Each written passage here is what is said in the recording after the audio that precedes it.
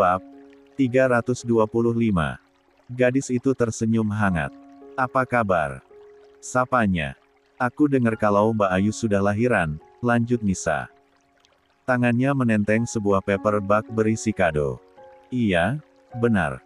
Baru beberapa hari yang lalu," jawab Raya. Nisa mengangguk.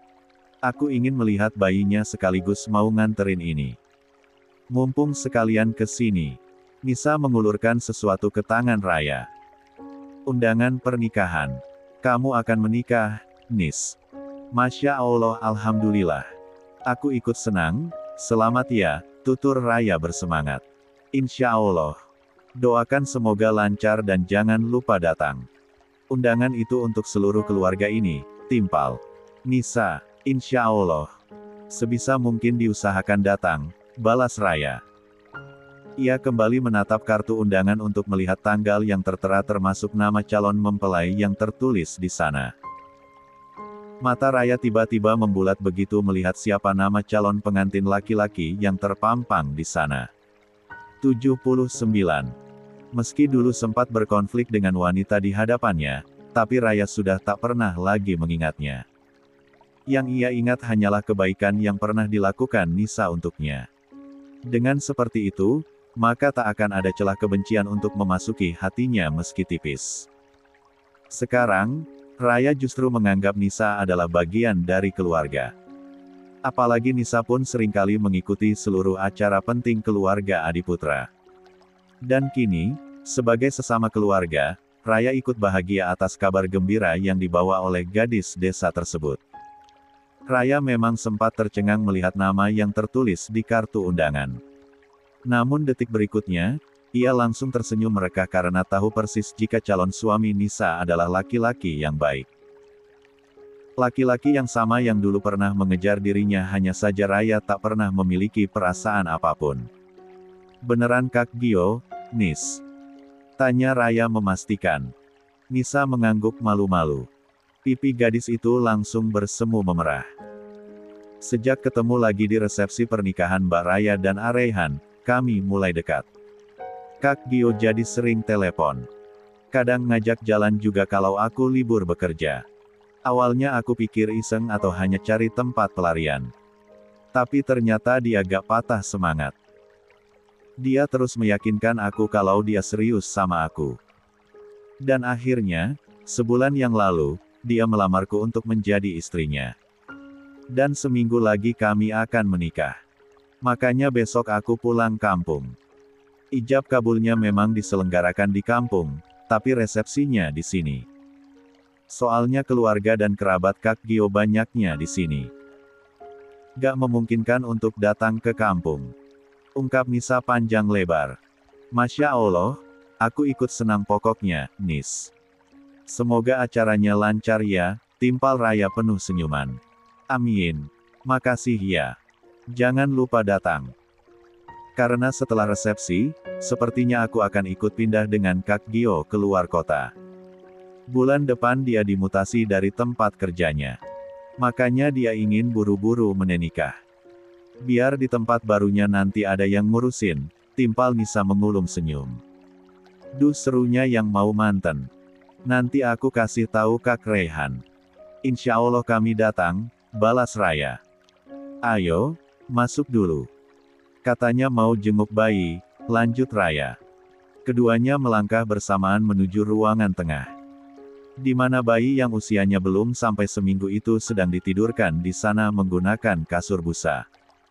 Sengaja dibawa keluar kamar agar yang menjenguk tak selalu memasuki kamar. Menjelang malam, barulah bayi itu dibawa pindah ke kamar. "Assalamualaikum." Nisa menyapa beberapa orang yang ada di sana. Menunggui sang bayi karena ibunya sedang beristirahat. "Waalaikum." Mereka semua kompak menjawab sembari menoleh. Nisa," sapa Umi Aminah sambil tersenyum merekah. "Umi." Nisa segera menyalami Umi Aminah, Pak Ardi, Bu Rati, juga Pak Lukman yang sedang ada di sana. "Lagi pada ngumpul ya?" lanjut Nisa berbasa-basi. "Iya. Ini lagi pada nungguin baby boy. Takutnya kebangun. Soalnya mamanya lagi istirahat. Semalam sering kebangun, ngajak begadang, timpal Umi Aminah mewakili. 80. Nisa tersenyum sembari mengangguk. Ia sungguh takjub dengan kekompakan dan kebersamaan keluarga itu. Mereka seolah memberikan dukungan penuh pada Ayu selaku ibu melahirkan yang memang membutuhkan waktu untuk beristirahat. Dukungan seperti itulah yang membuat ibu melahirkan merasa bahagia dan tenang. Jauh dari kata baby blues karena kerepotan sendirian. Tampan sekali bayinya. Puji Nisa setelah memperhatikan paras sang bayi. Alhamdulillah. Perpaduan ibu dan ayahnya, mungkin juga dari kakeknya, timpal Pak Ardi dengan senyum lebarnya. Setelah menikah kembali, Pak Ardi yang dulunya terlihat kaku, kini semakin mencair. Efek ketularan sifat Umi Aminah yang ramah dan hangat pada semua orang. Nisa mengangguk membenarkan. Karena meski apa yang dikatakan Pak Ardi itu sebatas candaan, tapi memang itulah kenyataannya. Dimulai dari Pak Damar, Pak Ardi maupun Davin, memiliki paras rupawan. Dan diturunkan pada anak keturunannya. Kakek dari ayahnya atau ibunya. Kelakar Pak Lukman. Lapun tak mau kalah karena sama-sama kakek sang bayi. Dua-duanya, timpal Pak Ardi hingga tawa di ruangan itu pecah membahana. Suasana yang sangat ramai dan menyenangkan. Ya ampun, ini kakek-kakek pada gak mau kalah pamor, ujar Bu Rati geleng-geleng kepala. Biarin atuh, Bu, hiburan, balas Pak Lukman. Biar galak cepat tua ya, Pak Besan. Pak Ardi kembali menimpali. Terlihat sekali hubungan perbesanan di antara mereka semakin hangat dan akrab. Tak kaku dan formal. Sendirian, Nis. Naik apa? Tanya Umi Aminah. Tadi ada yang nganterin si, Umi. Cuma langsung pulang lagi, ada urusan katanya, timpal Nisa malu-malu. Oh, iya. Sama siapa? Umi Aminah kembali bertanya. Sama. Nisa terlihat malu-malu. Sama calon suami ya, Nis. Potong Raya. Calon suami. Jadi Nisa mau nikah. Kapan, Umi? Aminah terlihat antusias menanyai gadis yang dulu sempat dianggap anaknya sendiri itu. Insya Allah, Umi. Itu undangannya sudah diberikan sama Mbak Raya, jawab Nisa. Iya, Umi, ini. Raya menyerahkan undangan itu pada Umi Aminah. Masya Allah, selamat ya, Nis. Umi ikut senang. Mang Yusuf sama Bi Yati pasti senang sekali, tutur Umi Aminah. Titip salam untuk ibu bapakmu, lanjut Umi Aminah setelah mendengar Nisa akan pulang kampung esok. Umi juga minta maaf kalau Umi gak bisa menghadiri acara pernikahanmu. Maklum, sekarang Umi ikut suami. Jauh soalnya kalau sering bolak-balik. Umi wakilkan sama Raya dan Rehan ya, sambung Umi Aminah tak enak hati. 81. La sebenarnya ingin sekali menghadiri pernikahan Nisa yang sejak kecil sudah sangat dekat dengannya. Hanya saja, ia tak mungkin kembali lagi dalam jarak waktu yang terlalu dekat. Gak apa-apa, Umi, Nisa ngerti kok. Mohon doanya aja, balas Nisa. Oh, iya. Umi sampai kapan di sini? Lanjut, Nisa. Sepertinya lusa pulang kampung. Karena besok ada acara akikah dulu, timpal Umi Aminah. Nisa mengangguk-angguk pelan.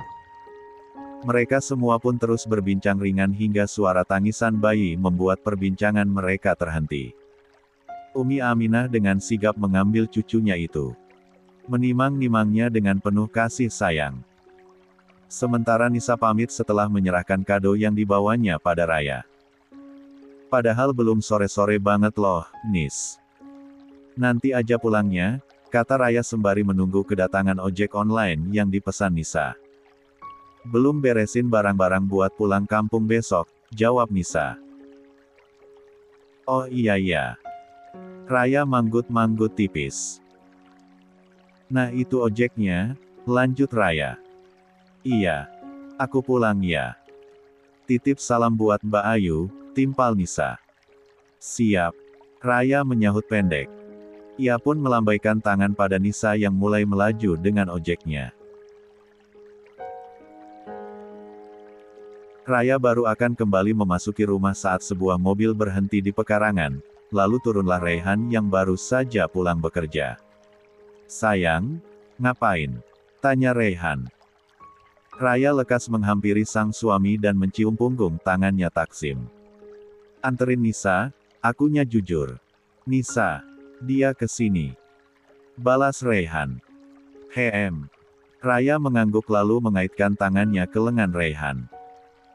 Berjalan berbarengan ke dalam rumah sembari melanjutkan perbincangan tentang maksud kedatangan Nisa. Syukurlah kalau dia mau segera menikah. Aku ikut senang. Apalagi Gio memang laki-laki yang baik, timpal Raihan setelah mendengar cerita Raya. Iya, Kak. Lama gak ketemu Kak Gio, langsung dapat kabar mau nikah aja, balas Raya. Langsung ke kamar, bersih-bersih. Jangan sampai bawa virus buat bayi, lanjut Raya. Siap. Raihan menurut saja. Ia memasuki kamar bersama Raya. Setelah membuka baju kerjanya, ia duduk santai sejenak di sofa, menikmati segarnya udara dari AC yang menyala. Mau dibuatin Kak, atau kopi mungkin? Tawar Raya. Gak usah, tadi di kantor sudah ngopi. Ngantuk parah soalnya, gak tahu kenapa, jawab Raihan. Yang punya anak dan begadang Kak Davin, yang ngantuknya Kak Ray. Ada-ada saja. Raya geleng-geleng kepala mendengar penuturan suaminya itu. 82. Yang abis melahirkan dan punya anak lagi Mbak Ayu, tapi yang bahagia dan bawaannya mau lihat bayi mulu justru istriku ini. Hayo, ada-ada saja, balas Raihan. Ish, itu kan saking antusiasnya punya keponakan baru. Raya menyahut dengan bibir mengerucut. Iya, sayang, aku cuma bercanda. Hanya saja, mulai besok malam, sepertinya kita agak nginep di sini lagi. Kita sudah kelamaan ninggalin rumah. Gak apa-apa kan? Tanya Raihan. Sebenarnya ia senang tinggal di rumah itu karena Raya terlihat sangat bahagia. Keinginannya untuk segera memiliki anak juga teralihkan oleh keberadaan dua keponakannya. Hanya saja, kini mereka sudah memiliki hunian sendiri yang tak bisa dibiarkan begitu saja. Gak apa-apa kok, Kak. Aku juga sudah punya niat untuk pulang ke rumah setelah selesai acara akikah anak Mbak Ayu besok. Kangen rumah. Kangen kamar kita. Kangen dapur tempat masakin makanan kesukaanmu juga, timpal Raya mengulum senyum. Aku juga sama, kangen semua yang ada di rumah. Tapi yang paling aku rindukan adalah masa-masa kebersamaan kita yang tanpa gangguan. Kangen melihatmu masak hanya dengan menggunakan baju dinas saja. Kangen melihatmu berkeliaran di dalam rumah dengan rambut basah terurai, ungkap Raihan sungguh-sungguh. Raya menahan senyum malu-malu. Cek, gombalannya melebihi pengantin baru. Padahal kita pengantin basi. Masih barulah. Belum genap 2 tahunan juga, timpal Raihan. Udah sana buruan mandi. Keburu azan loh. Ngegombal mulu. Raya mendorong pelan badan sang suami agar segera beranjak ke kamar mandi. Sementara dia sendiri langsung menyediakan baju ganti untuk suaminya itu. Juga menyiapkan alat salat untuk dirinya dan sang suami. Setiap malam, sekarang Davin kembali merasakan pengalaman yang sama dengan yang pernah dilaluinya dulu. Begadang karena sering terbangun mendengar suara tangisan anaknya. Meski tak ikut menafsui, tapi Davin selalu antusias membersamai istrinya itu. Tak pernah membiarkan sang istri merasa sendiri dalam merawat anak-anaknya. Tidur, Mas. Ngapain lihatin yang lagi Nen, tutur Ayu. Ia kasihan melihat Davin yang duduk sembari terkantuk-kantuk. Iya bentar lagi. Aku mau cek popok dia takutnya sudah penuh, timpal Davin. Matanya yang masih lengket, ia coba buka dengan paksa. Gak apa-apa biar aku aja, balas Ayu. Aku aja, sayang. Kamu kan sudah menaifsui. Masa iya semua dilakuin kamu? Terus peran aku sebagai seorang ayah apa? Orang kita bikinnya aja berdua, merawatnya juga berdua, jawab Davin. Mendengar hal itu, Ayu tersenyum haru. Peran Mas sebagai seorang suami dan ayah sudah banyak. ASI yang aku berikan untuk anak kita itu hasil dari keringat Mas mencari nafkah. ASI aku yang lancar juga efek rasa bahagia dan rasa nyaman yang Mas berikan. Intinya gak bisa dijabarkan satu-satu, karena peran Mas untuk keluarga begitu banyak. Davin tersenyum simpul. Lah sungguh bahagia dan bangga memiliki istri seperti Ayu di saat banyak istri-istri di luar sana yang justru adu lelah dan adu paling berjuang dengan para suaminya. Sudah nennya. Sini. Davin mengambil alih bayinya dari Ayu dan meletakkannya di D4 danya sembari. 83. Ditepuk-tepuk pelan agar sendawa. Ia teringat jelas nasihat dokter yang menjabarkan hal itu sangat penting agar bayi tak gumoh karena langsung ditidurkan kembali setelah menaifsu. Tidur lagi ya, sayang. Titah Davin pada sang istri. Ia paham betul, dalam 2 atau 3 jam lagi, istrinya itu harus kembali bangun untuk menaifsui sang putra. Begitu terus setiap hari tanpa boleh merasa lelah dan bosan. Perjuangan berat seorang wanita yang bergelar ibu, benar-benar Davin saksikan setelah ia melihat langsung perjuangan istrinya mulai dari ngidam yang sulit makan karena mual muntah, kehamilan semakin besar hingga tak bebas beraktivitas, lalu lanjut ke tahap melahirkan, menaifsui, dan merawat anak dengan kasih sayang. Besoknya, acara akikahan anak Ayu dan Davin digelar. Dihadiri para tetangga, kerabat, rekan kerja, juga para anak yatim yang diundang khusus. Ustadz yang diundang untuk mengisi acara pun bukan ustadz biasa, melainkan ustadz yang seringkali berseliweran di layar kaca. Meski terkesan meriah dan lebih istimewa dari biasanya, tapi acara inti tetap saja hikmat dan penuh keharuan. Apalagi saat bayi yang diberi nama Syafiq Daviano Mahesa Adiputra itu diajak keliling saat proses pengguntingan rambut oleh seluruh anggota keluarga. Vino, itulah nama panggilan sang bayi. Nama yang sudah disiapkan Davin sejak dulu. Saat acara akikahan sudah selesai dan seluruh undangan sudah membubarkan diri, sorenya Raya dan Reyhan turut pamit. Mereka harus pulang kembali ke rumahnya setelah beberapa malam menginap di sana. Besok jadi pulang, Umi? Tanya Reyhan saat berpamitan pada Umi Aminah. Insya Allah, Rey. Papa Ardi kan ada usaha di sana, gak enak kalau ditinggalin kelamaan, jawab Umi Aminah. Reyhan mengangguk mengerti. Selama seminggu kebersamaan mereka di rumah itu sudah cukup mengobati kerinduan yang berbulan-bulan ini terpendam. Meski kini mereka akan kembali terpisah dan kembali lagi merajut rindu. Kapan-kapan Umi kesini lagi. Saat Mbak Riri lahiran mungkin. Kan sebentar lagi. Gak nyamper 5 bulan lagi, lanjut Umi Aminah. Iya, Umi. Reyhan menyahut singkat. Jaga istrimu baik-baik ya. Yang akur. Umi pasti akan merindukan kalian, kata Umi Aminah lagi. Kita juga pasti kangen banget sama Umi. Raya memeluk ibu mertuanya itu manja. Setelah berpamitan pada seluruh keluarga, keduanya pun segera memasuki mobil karena hari semakin petang. Dan suasana kediaman Adiputra sudah hampir kembali ke semula. Bu Ratih dan Pak Lukman sudah pulang kembali ke rumah mereka. Begitupun dengan Raya dan Reyhan. Apalagi saat esok hari datang. Pak Ardi dan Umi Aminah ikut pergi dari rumah itu. Suasana rumah benar-benar kembali ke semula. di mana tinggal Pak Damar dan keluarga Davin yang tersisa di rumah itu. Beruntung sekarang ada Vino yang membuat rumah terasa lebih hangat. Menambah keseruan Syafia yang sudah semakin lincah berlari ke sana kemari mengelilingi rumah. Hari-hari Pak Damar di usia tuanya pun semakin berwarna setelah memiliki 2 orang cicit.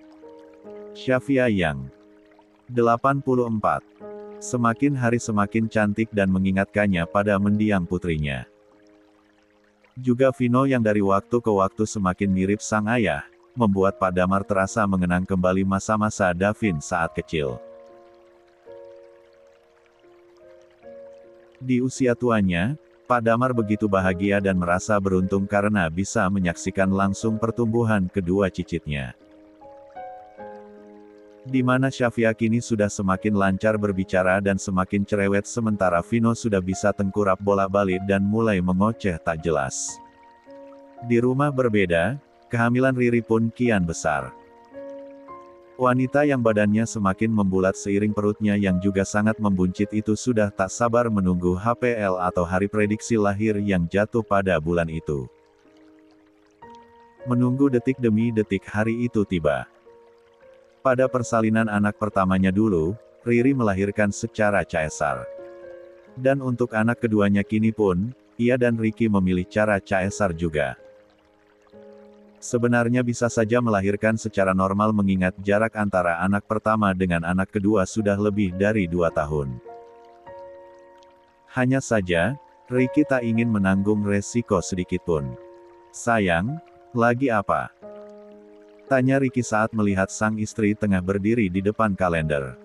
Ngitung berapa hari lagi lahiran, timpal Riri begitu antusias. Ricky tersenyum menerka.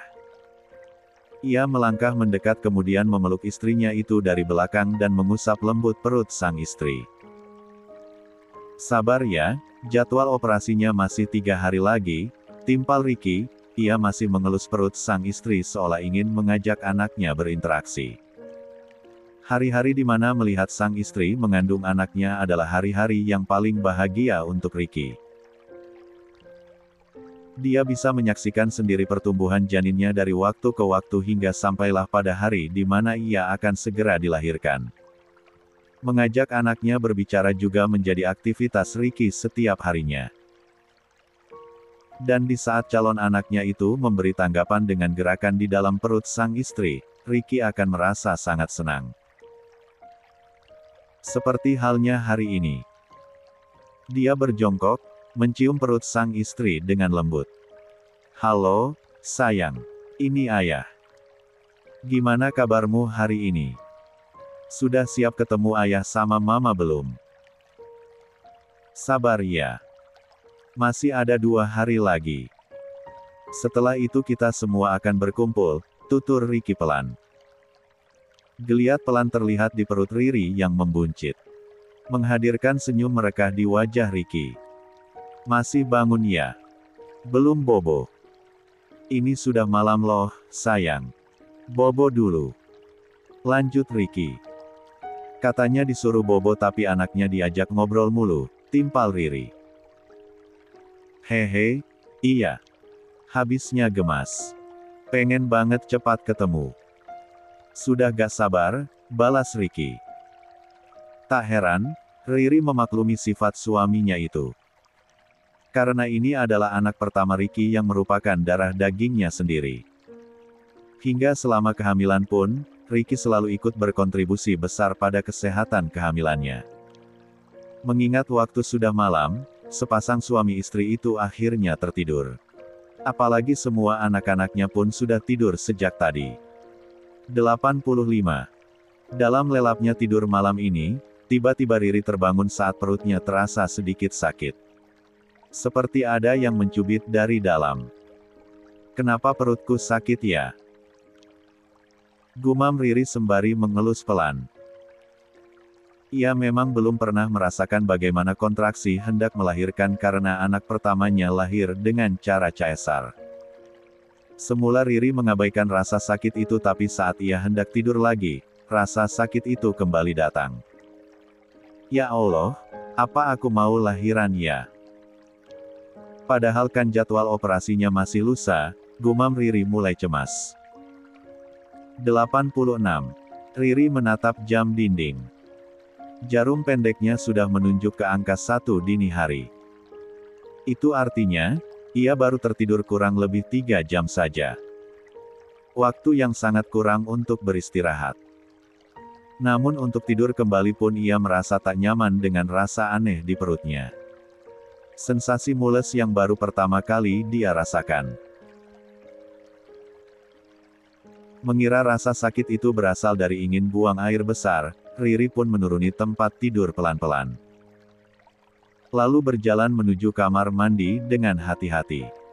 Sebelah tangannya memegang pinggul yang terasa panas dan pegal. Nyatanya, setelah duduk bermenit-menit di kamar mandi, ia tak kunjung menyelesaikan hajatnya. Namun rasa mulas itu datang lagi dan lagi meskipun jarang-jarang.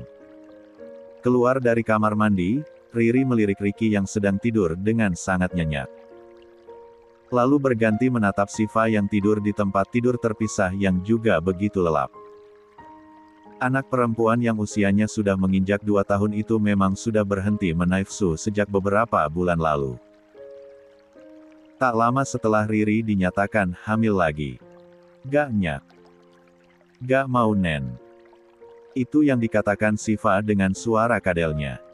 Hingga ia pun berhenti sendiri tanpa perlu repot-repot disapih. Apalagi usianya memang sudah cukup untuk berhenti menyusu dan hanya perlu dioptimalkan gizinya dengan makanan sehat karena ia tak menyukai jenis susu formula apapun. Begitupun dengan Naufan yang tak lagi mengkonsumi ASI perah sejak Riri hamil lagi. Karena setiap ia memompa ASI, ia selalu merasakan perutnya mengeras dan tak nyaman. Hingga terpaksa Riri pun menghentikannya. Beruntung usia Naufan sudah lebih dari 1 tahun dan sudah makan makanan orang dewasa. Selain itu, ia juga diberi susu soya sebagai tambahan gizi pengganti susu sapi. Dengan pelan, Riri membuka kenop pintu dan keluar dari kamar. Ia berjalan dalam keremangan menuju dapur. Menyeduh teh manis hangat agar perutnya terasa enakan. Sepertinya masuk angin, pikir Riri masih mencoba berpikir positif. Ia pun duduk sendirian di kursi makan sembari menyeruput teh hangatnya sedikit demi sedikit. Ditambah memakan kue kering yang tersedia di dalam toples. Memang lumayan menenangkan dan mengalirkan rasa hangat di tenggorokan. Namun sayangnya, tolk menghilangkan rasa mulas yang kembali menghampiri. Mulut Riri mulai meringis saat rasa sakit itu kembali terasa dan semakin kuat. Ia kembali melirik jam dinding. Sudah hampir jam 2 dini hari. Itu artinya ia sudah 1 jam merasakan rasa sakit itu datang dan pergi. Sepertinya aku harus kasih tahu Mas Ricky, gumam Riri. Saat bangun dari duduknya, tanpa sengaja ia menyenggol gelas bekas teh yang isinya sudah kosong hingga pecah ke lantai. Astagfirullah, desis Riri. Ia hampir saja berjongkok untuk memungut pecahan gelas tersebut. Astagfirullah Mbak Riri, kenapa? Pekik Bidarmi yang langsung ke dapur saat mendengar suara barang pecah. Gak sengaja nyenggol gelas, Bi, jawab Riri sejujurnya. 87. Biar Bibi yang beresin. Mbak Riri kembali ke kamar saja, timpal Bidarmi. Riri mengangguk pelan. Ia kembali berdiri sembari menggigit pelan bibirnya sendiri. Ia pun kembali meringis karena rasa sakit itu muncul lagi. Mbak Riri kenapa? Mbak Riri baik-baik saja kan? Tanya Bidarmi melihat wajah Riri yang pucat. Perutku sakit, Bi, gak tahu kenapa, jawab Riri. Tangannya masih menyangga pinggul yang kian lama kian panas hingga menjalar ke punggung. Ya Allah, Mbak, mau lahiran itu. Cepat kasih tahu Tuan Ricky.